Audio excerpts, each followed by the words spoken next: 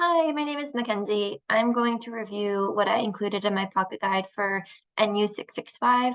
I started by including the CDC's hepatitis B vaccination clinical guidelines. These state that adults aged 19 to 59 years and adults aged greater than 60 years with risk factors for hepatitis B should receive the Hep B vaccines.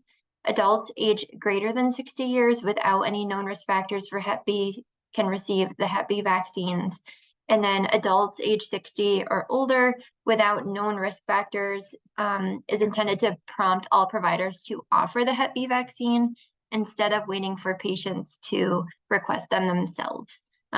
This has been found to kind of increase the vaccination rates. And then the next thing I included are antibiotics that are generally avoided in the treatment of pregnant patients. I got this right from UpToDate. It just goes through a list of them, and I felt like this was very helpful, just like a quick list to review when you are looking to start a pregnant woman on antibiotics. And then here I included the comparison of the relationship of a woman's age to her follicle number.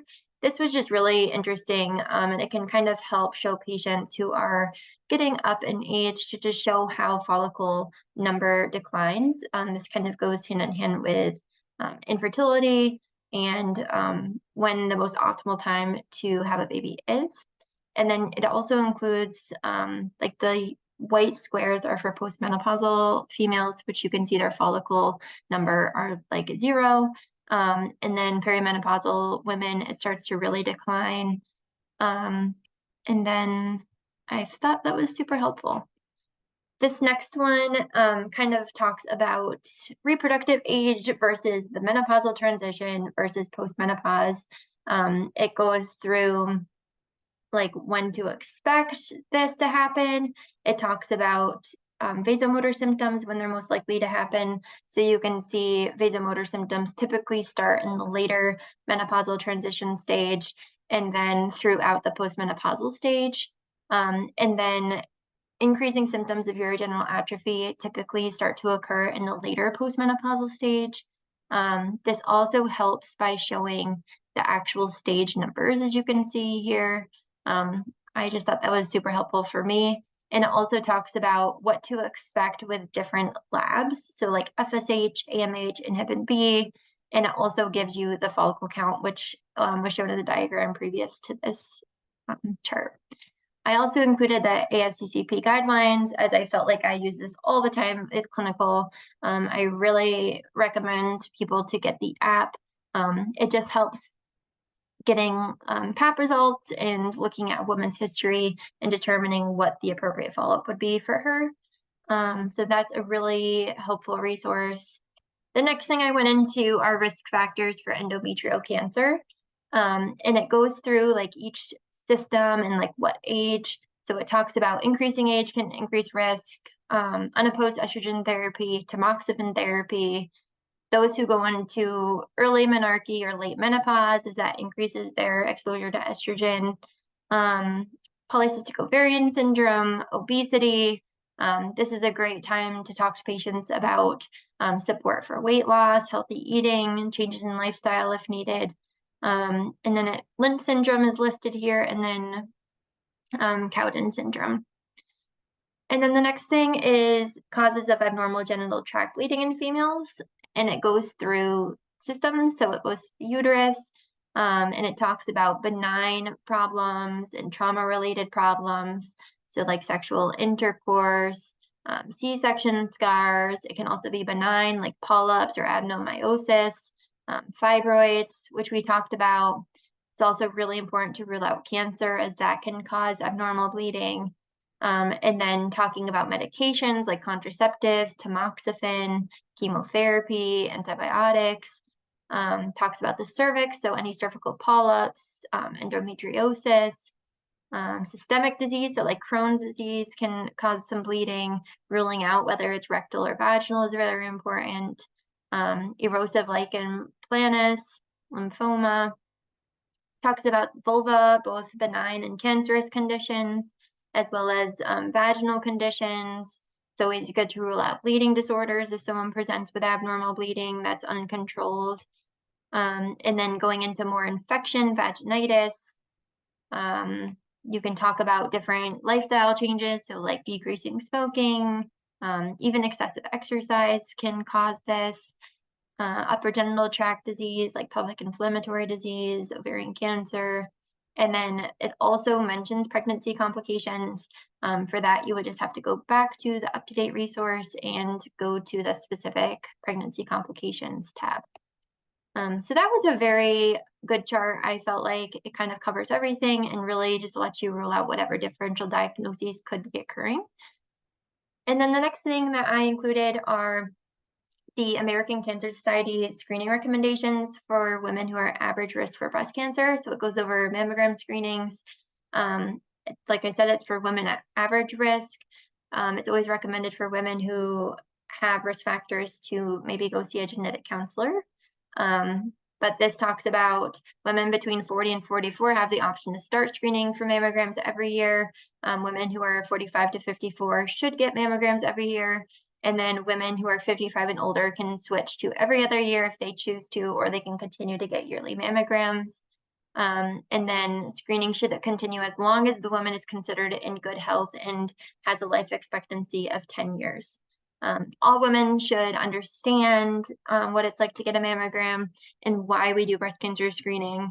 It's kind of changed from previous recommendations of doing clinical breast exams.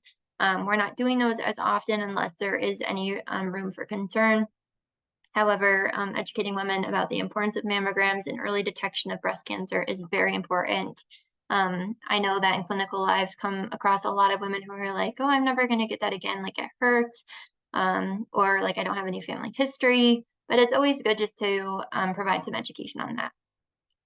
And I mentioned the clinical breast exams. The next thing I included was surveillance after a woman has breast cancer treatment. This was just really helpful for me because I wasn't really aware of what the guidelines were.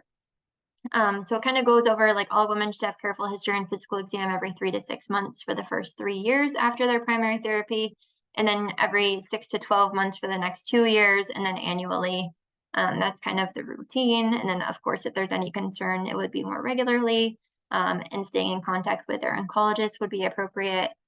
And then talk about teaching patients about signs and symptoms of reoccurrence. So any like bone pain, chest pain, new lumps, any abdominal pain, persistent headaches, those are all red flags. I mentioned earlier referral to genetic counseling. That's always great for people who do have family history, first or second degree, any first degree relatives with a history of breast cancer diagnosed before age 50, and then 2 or more first or second degree relatives diagnosed with breast cancer at any age. And then you could encourage women to perform monthly breast self-exams after they have received treatment, just to be aware of their breasts. If they were ever concerned, they could always feel welcome to call clinic and come in for a clinical breast exam. Mammograms are the best. They should not get it any earlier than 6 months after definitive radiation therapy, but they should be obtained every 6 to 12 months for surveillance of any abnormalities. Regular gyne follow-up is recommended for all patients. Those who receive tamoxifen therapy are increased risk for developing endometrial cancer. So they should know that if they are postmenopausal or having very irregular vaginal bleeding, that they should inform their provider immediately for exam.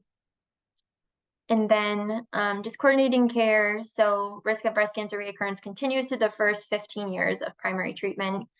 So just doing routine surveillance. And then this kind of talks about if a patient wants to follow up with their PCP, they can do that after a full year after diagnosis. And then I included a link here, and it just talks about the carcinoma in situ, just more information that's super helpful.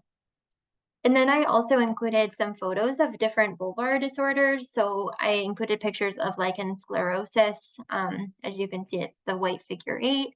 I felt like this was a very good photo that could help detect in clinic. Lichen planus is a picture here. This one shows atrophic vaginitis. As you can see, a lot of the landmarks are kind of gone and hypopigmentation. This is often seen in older patients. vulvar lichen simplex chronicus here. So like that was a good image.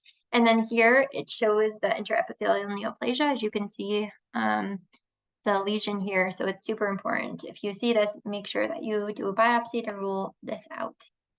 The next thing I did was I included the female pelvic muscles at the level of the pelvic floor. This was just helpful for me to kind of understand the muscles so I can kind of explain to patients when I'm talking about like pelvic floor physical therapy, to have them fully understand like why sometimes they might be having stress incontinence, or for those who are having pain with intercourse, talk about relaxing muscles. So I thought this was super helpful for me. And then I talked about like dyspareunia and the different types of dyspareunia, including primary, secondary, penetration disorder, superficial, and it kind of talks about how that presents.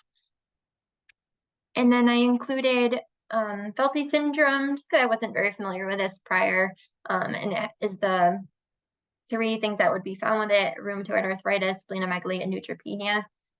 These 3 things can help confirm a diagnosis of Felty syndrome. I included the PHQ-9 depression questionnaire. This is often given to women either every annual visit or throughout their OB care. And then it talks about all of the questions and what the scores would mean. So like 5 to 9 would be mild, 10 to 14 would be moderate, 15 to 19 is moderately severe, and greater than 20 would be severe. This kind of helps track a woman throughout her pregnancy, and can also help let you know if treatment would be recommended for the patient. And then here are my references. And thank you so much.